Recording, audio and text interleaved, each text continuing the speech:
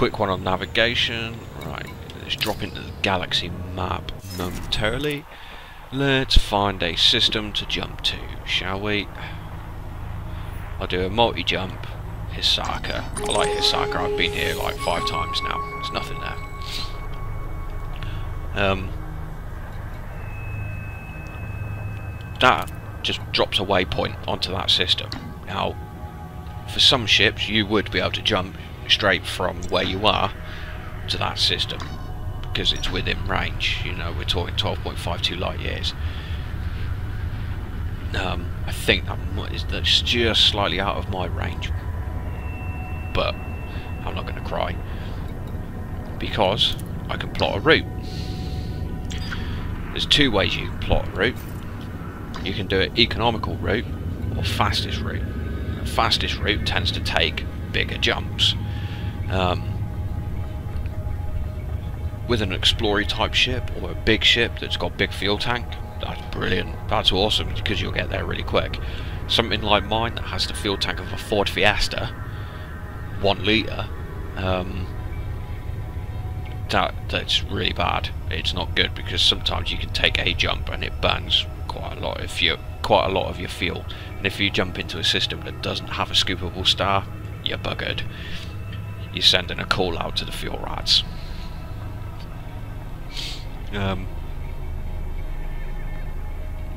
But you can also do economical routes. That it's shorter jumps, but it tends to be more of them. It's not too bad for long distance, and it's actually probably a better way of exploring as well because it sends you through more systems.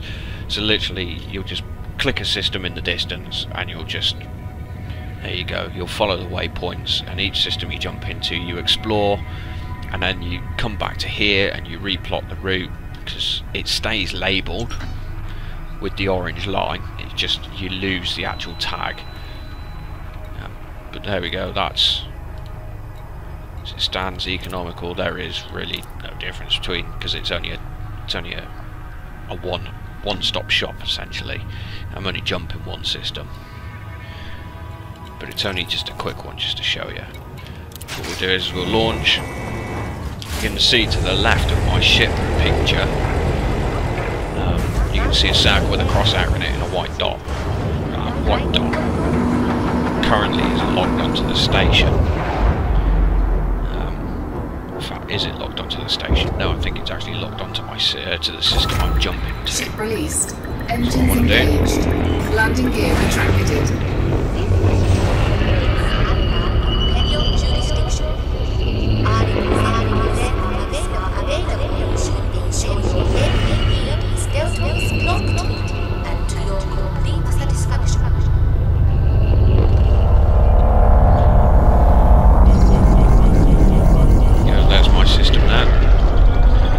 Big circle is your next jump. That is your jump point. And as you can see, the crosshair, little round crosshair to the left of your radar, the white dot. Centralise that white dot. If it's solid, it's towards your front quadrant. If it's hollow, like that, it's towards your rear quadrant.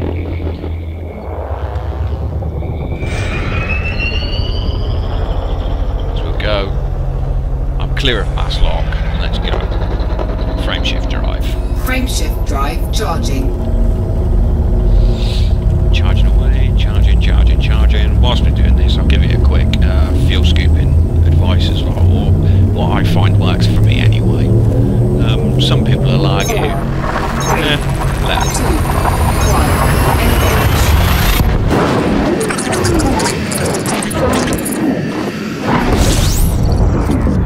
Throttle back to 0. I do that. It's a bit of an explorer's trick. I've done a little bit of exploring out in the big black, as they like to call it.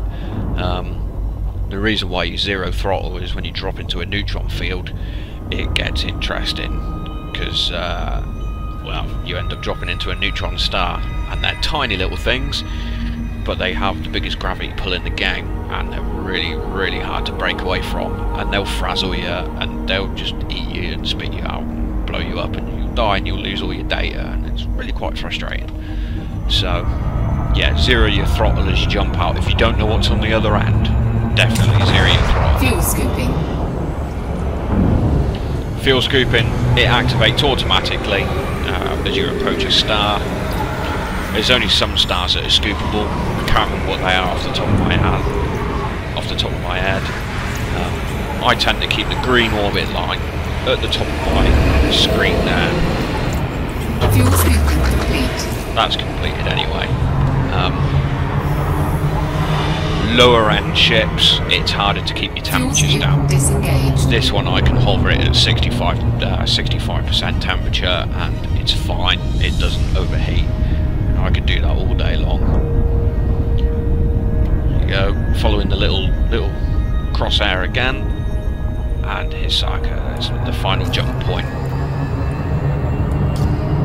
What you get when you look at that screen, you've got your destination. And if it's a multi-jump, it will tell you how many jumps you've got. How many jumps you've got left on the journey. You know you're going well when you've got something like 300 jumps programmed in. It's quite epic. Let's drop into that system. Charging. We'll have a mooch and then we'll head back, shall we?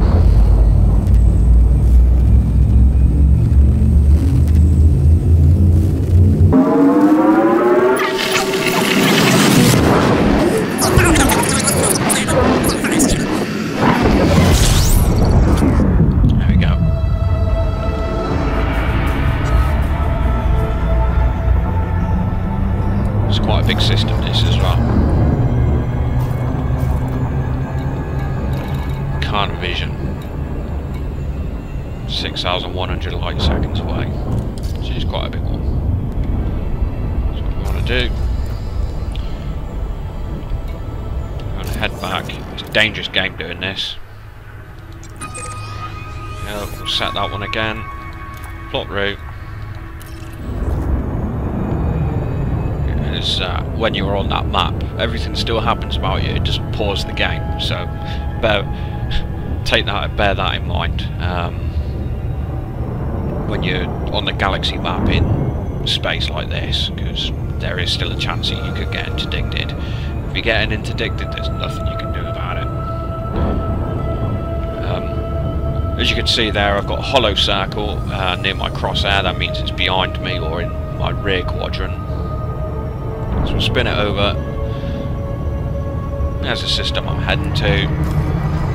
And as you can see there, because I'm jumping into the next system and then out of that system, it's one jump. So I've got one proper jump to the home system. Friendship drive. Friendship drive out of it.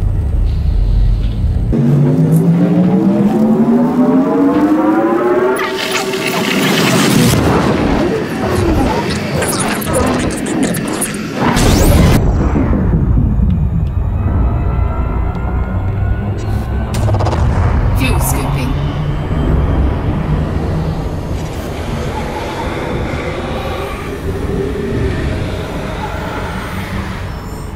Grab a cheeky bit of fuel whilst I'm at it. Fuel scoop disengaged.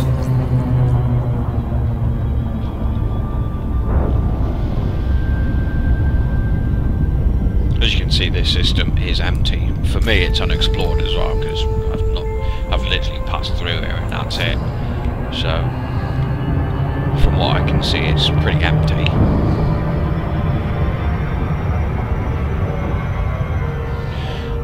Temperatures have cooled off. That is something you always watch for, is your temperature, especially when you've just been scooping. Most ships are alarming massively at like 73 degrees, 73%. Keep your eyes on that, and especially in your basic sidewinders, if you fit a fuel scoop to get some distance. Bear in mind with the basic sidewinder is its heat dissipation is crap.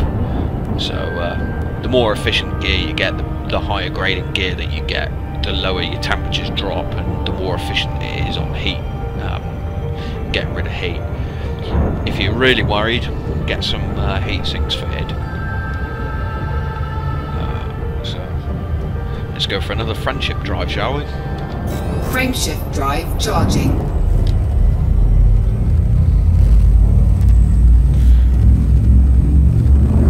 head all the way back to the system. You never know, it might get interdicted. Get some pew pew.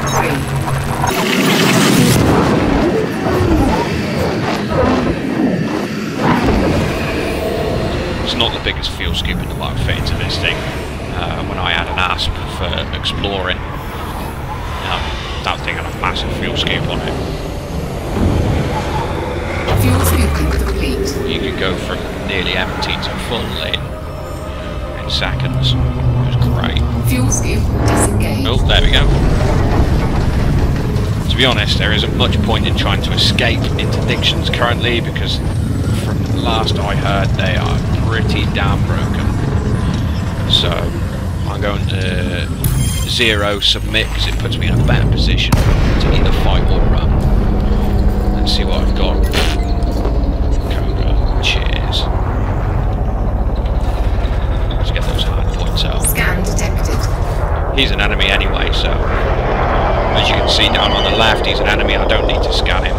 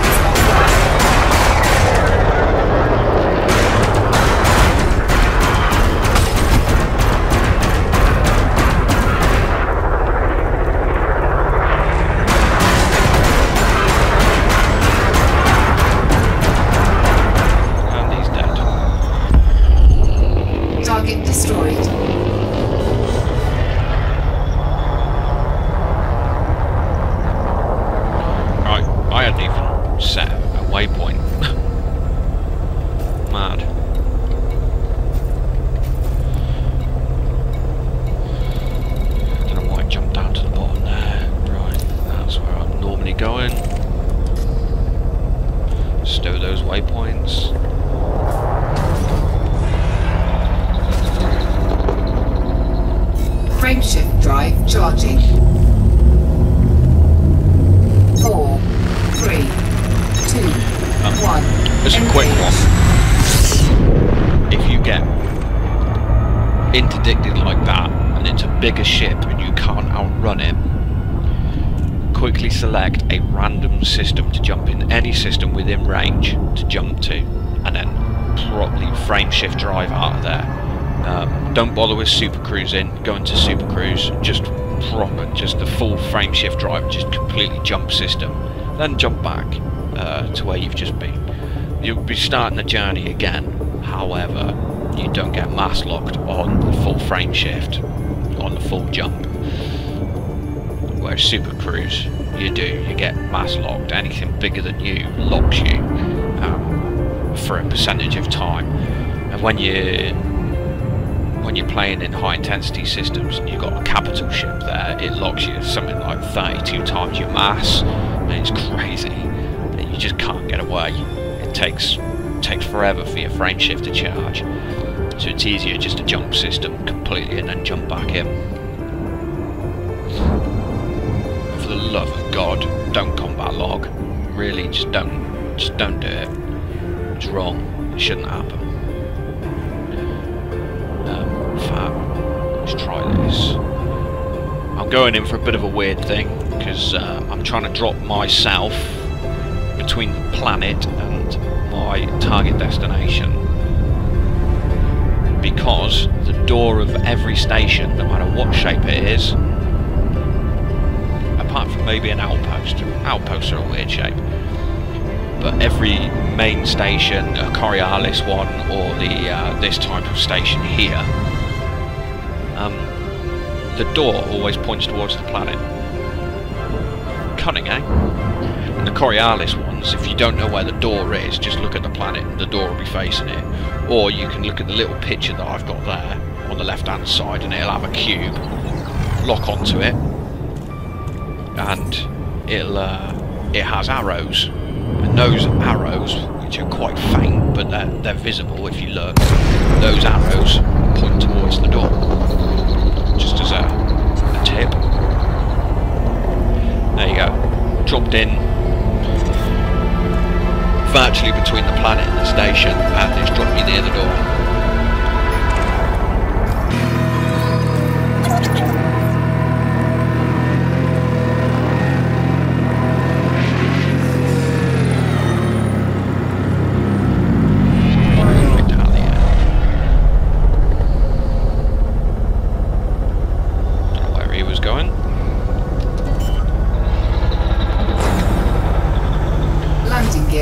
The old smuggler's trick used to be to boost into these stations, which was always funny because the amount of people used to see impaled on the spike that's above me now.